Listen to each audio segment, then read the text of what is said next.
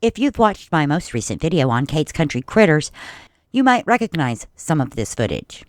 I covered the dangers of poison ivy, poison oak, and poison sumac to you and your pets during the summer months.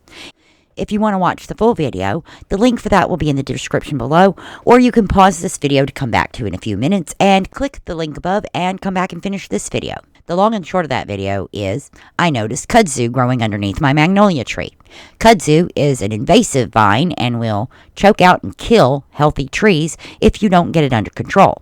In and amongst all of that kudzu was some hidden poison ivy. I ended up with one of the worst poison ivy rashes I've had. 12 days out, it's finally starting to heal up. And I'm heading under the magnolia to try to find the culprit. This is kudzu that is trying to regrow.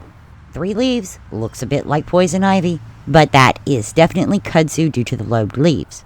This fellow over here has 5 leaves, looks a lot like poison ivy, but it is in fact a weed known as Virginia creeper. But right next to that Virginia creeper, there's the culprit. This is poison ivy.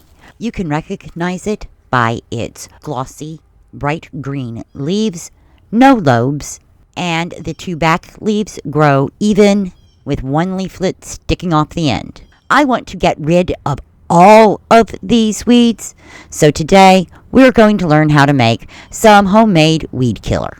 Welcome to Kate Bonnie Country. You can call me Kate. Thanks so much for stopping by.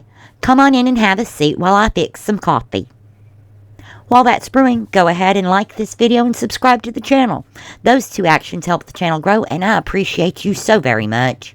I try to upload once or twice a week and enjoy reading your comments. If you know someone that might like my content, make sure to share this video with them. I have a second channel, Kate's Country Critters. That is where I upload videos of the shelter dogs that I groom and help find homes for. If you would like to help with those efforts or give general support, please visit my Patreon. Paid memberships come with exclusive content such as behind-the-scenes looks, home grooming tutorials, and more as time passes. The links to both Kate's Country Critters and my Patreon are in the description below. Great! The coffee's ready. Now back to today's discussion. The first thing you're going to need is an empty milk jug. Next, you're going to pour 1/2 to 1 cup of white distilled vinegar into said milk jug. Now, why do I say 1/2 to 1 cup of vinegar? Well, I've seen recipes that call for it both ways. I'm using a 1/2 cup on this batch, but later on, I'll up that to a cup. The next ingredient is 2 tablespoons of dish liquid. The less accurate way of measuring is to put in about 2 Mississippis worth. That's 1 Mississippi, 2 Mississippi. Now, I just prefer to use Dawn. That's my dish liquid of choice. But as far as I know, your choice of dish liquid really does not matter. Now we want to add 2 tablespoons of salt. What kind of salt? Well, I'm just using table salt today. I've seen formulas that call for rock salt. Some call for Epsom salt. Some say table salt. So we're just going to go with table salt. 2 tablespoons of table salt. And in case you don't know, 2 tablespoons is equal to 1/8 of 1 cup. Now you're going to need to fill that jug up with hot water. Well, don't fill it all the way. Fill it about halfway up with hot water. Then you're going to swish it around to dissolve that salt before you top it off with more hot water.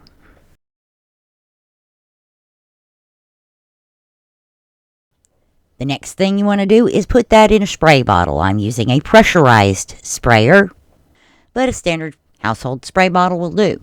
So pour your mixture into your spray bottle. Put the cap on tightly. Since this is a pressurized sprayer, I will have to pressurize it before using. The very last step is grabbing a paper cup. Put a hole in the bottom of the paper cup so the cup fits over your spray head. I'll explain this more when we get outside and actually use the weed killer. Finally, you want to take a permanent marker and write Vinegar Weed Killer on your jug. Generally speaking, it's a good rule of thumb to label what's in bottles. That way somebody doesn't come in and accidentally, somehow, for some reason, think that this is just a jug of regular water and end up making themselves sick. While I spray under the magnolia, let's talk about why this concoction works. Liquid dish soap contains degreasers that break down the wax coating on leaves. That wax helps hold moisture in, so breaking it down is key to the next ingredient's effectiveness. Salt is a desiccant. Salt draws water out of the leaves so they dry out and die. Finally, vinegar is a mild acid and damages the plant's ability to produce chlorophyll. Since chlorophyll is what allows a plant to turn sunlight into usable energy, the plant cannot grow if it cannot produce chlorophyll. So this solution breaks a plant's defenses, dries it out, and starves it until it withers and dies. It takes several days or weeks to completely kill the weeds, but it does work without risking exposure to toxic chemicals. Since the dogs play under this tree, that is very important to me. I will need to reapply it every 3 days and after heavy rains, until the roots can no longer regenerate the plants. If you happen to know anything about mimosas, then you know how hard those things are to get rid of. They just keep coming back no matter how much you cut them or what chemicals you use. It took 3 years, but I did manage to kill a nuisance mimosa using this stuff. Now it's time to refill and head over to the veggie garden to explain the paper cup. I have a weed growing next to my green beans. The paper cup controls the overspray and prevents the weed killer from getting on the green beans. It's that simple. The last stop is the pile of soil left over from digging the fire pit, the compost area, and the ivy that has taken over the old rock garden. I will use up the rest of the gallon and make a fresh batch when I go in.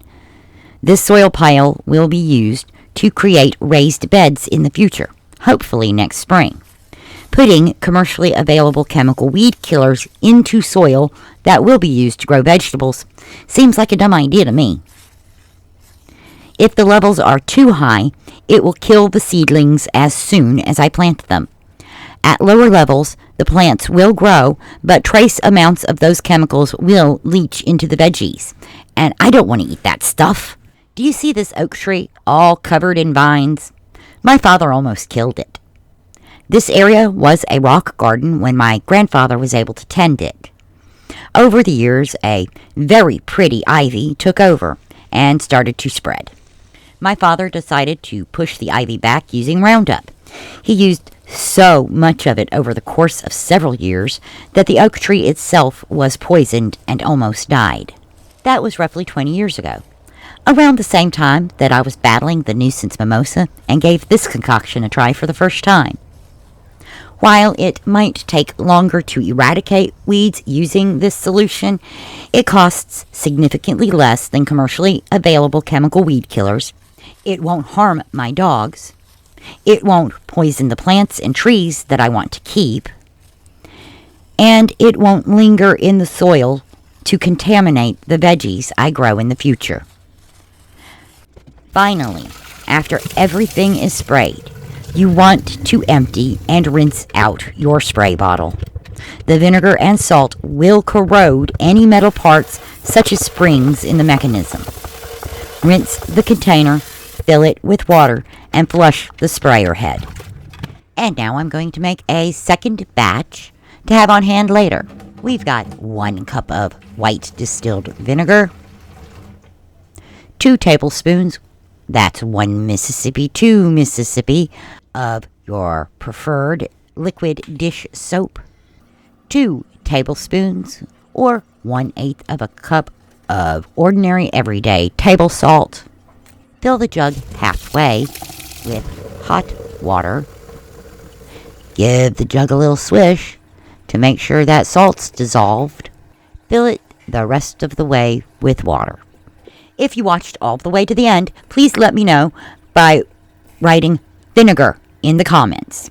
If you have any questions or stories to tell, drop them too.